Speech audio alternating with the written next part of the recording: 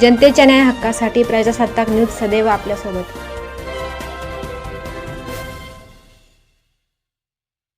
संगमनेर शहरात स्मार्ट शहर 2.0 अंतर्गत अतिक्रमण हटवण्याची मोहीम हाती घेण्यात येत असताना नागरिकांकडून काही मुद्दे पुढे येत आहेत।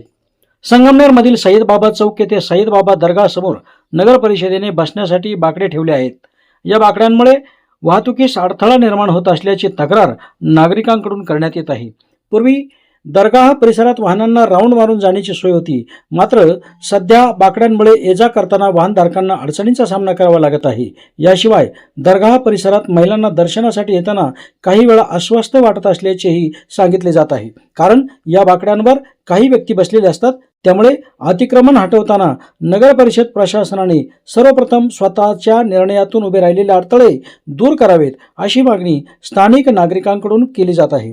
स्मार्ट शहर उपक्रम राबवताना वाहतुकीची सुलभता, धार्मिक स्थळांचा सन्मान आणि नागरिकांची सोय या तिन्ही बाबींचा समतोल राखणे आवश्यक असल्याचे मतही व्यक्त होत आहे। आगामी अतिक्रमण कारवाईत या बाकड्यांमुळे निर्माण होणारी समस्या लक्षात घेऊन नगर परिषद ती हटवणार का की ती तसेच राहणार, याकडे आता सर्वांचे लक्ष लागले असून याचे उत्तर येणारा काळच देईल। नगर परिषद प्रशासनाचा पुढील निर्णय महत्त्वाचा ठरणार आहे।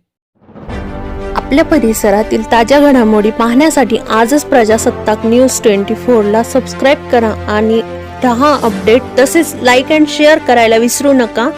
प्रजासत्ताक न्यूज सदैव आपल्यासोबत।